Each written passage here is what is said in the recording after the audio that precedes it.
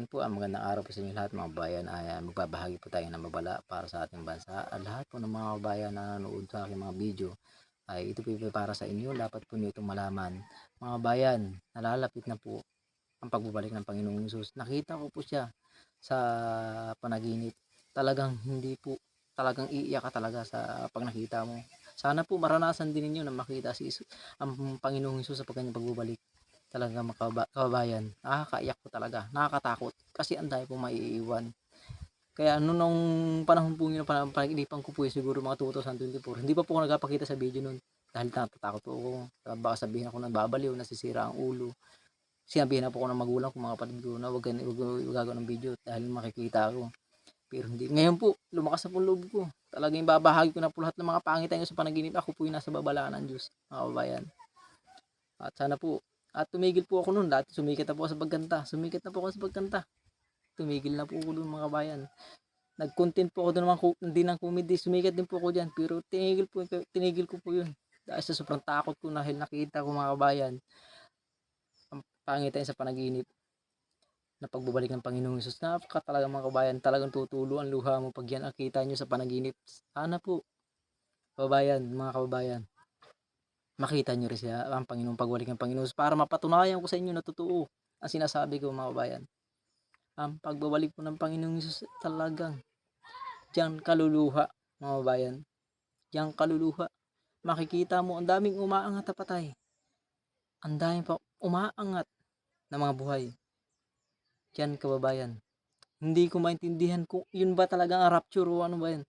Siguro po yung sinasabing rapture. Tapos habang po si Jesus na naghihintay sa taas, nakadipa po yan.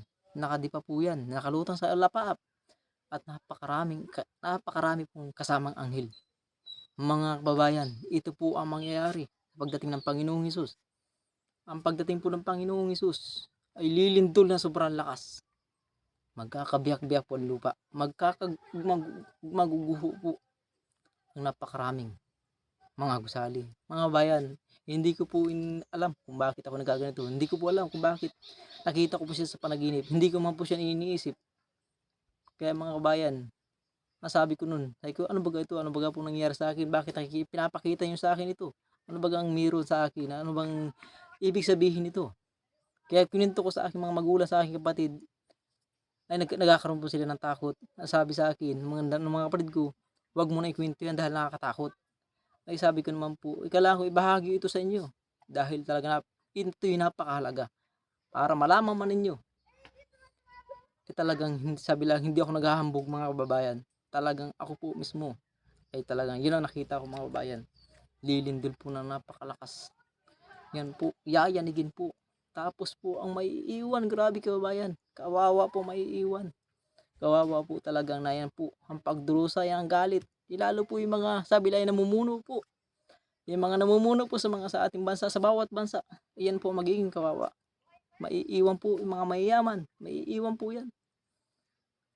Hindi ko po maintindihan kung yun po talaga sinasabing rapture, mga bayan. Talagang yun, sa nakita ko po sa panaginip, kang iyak po ako noon. Habang nakatingala, hindi ko po alam, sabi ko, bakit ganun? Daming nag-aangatan na tao. Daming umaangat na nabubuhay na patay. Hindi ko po sabi ko, ano ba ito? Sabi ko ganun. Kaya sabi ko parang, sa tingin ko parang naiwan po ako noon. Naiwan po ako. Kasi ako nakatingala po ako talaga ako. Nakatingala po ako habang pinapanood ko po na nag-aangatan ng mga tao. Kaya sabi ko, Panginoon, talagang iyak po ako noon. Iyak talaga po ako noon. Hanggang sa nagising po ako, nag-iiyak po ako. Hanggang sa, na-stress po ako noon. Na-stress po ako. Nagkaroon na sa anxiety, sabi lang nga. At talagang buhat po, tinigil ko na po yung content ko. Tinigil ko na po yung, nagtaka po yung mga, mga nakakilala sa akin. Bakit kaya tumigil ka sa ganda ng mga content mo? Sabi ko, hindi nila alam na yun ang dahilan talaga. Nagbalik loob ako sa Diyos. Sabi ko, gagawin ko pa po sana ng video noon pa. Noon ko pa po sana gagawin ng video noon. Kaya lang nahihiya ako. Natatakot ako. Nagkaroon ako ng takot. Sabi ko baka husgahan ako ng tao. Pero ang hirap sa akin. Sobrang duwag ko mga kabayan. Sobrang duwag ko talaga. Na hindi ko nagawa ng video yun. Dahil ko mga kabayan, kahit sino mangyari sa inyo yan, talaga magiging duwag kayo. Magiging duwag kayo mga kabayan. Nagkaroon po ako ng mapangitain. Lahat po ay nangyayari. Na yan po ang mangyayari sa ating pagbabalik po ng Panginoong Hesus ay nalalapit na. Kaya sa akin mga bayan, sana po ibahagi nyo sa iba ang iyong mga nakikita, ang iyong napapanood. At ngayon po, sana po ibahagi nyo rin sa iba ito. Napanood na ito sa video ito. Makita ng lahat mga kabayan na totoo ang rapture. Sabi lang ay rapture, siguro nga ito. Totoo ang pagbalik ng Panginoong Jesus mga bayan. Totoo po yan. Kaya kawawa ang hindi maniniwala kay Jesus. Kawawa ang maiiwan mga kabayan. Lalong-lalo ng mga namuno na sakim sa kapangyarihan. Mga kabayan, talagang hindi ko po matiis talaga. Yan po ang mangyayari mga kabayan. Sana po magkaroon po kayo ng tibay at lakas ng loob na magbahagi ng salita ng Diyos dahil diyan tayo nakasalalay. Diyan nakasalalay ang ating kaligtasan sa paggawa ng kabutihan sa kapwa. Mga kabayan, na talagang ngayon pa lang po simulan nyo na magsisi at magbalik loob sa Diyos dahil alang po sa inyong kaligtasan ay talaga napakalaga po niyan. Yung maligtas po tayo. Aanhin po natin lahat ang kayamanan kung tayo maiiwan naman dito sa lupa na wala tayong Diyos. Mga kabayan, yun po ang mahalaga. Pag po natin piliin ng kayamanan, kasikatan, o naman po. Ako po, tinalikuran ko magpasikat. Tinalikuran ko po lahat yan. Tingnan po ang kalagayan ko.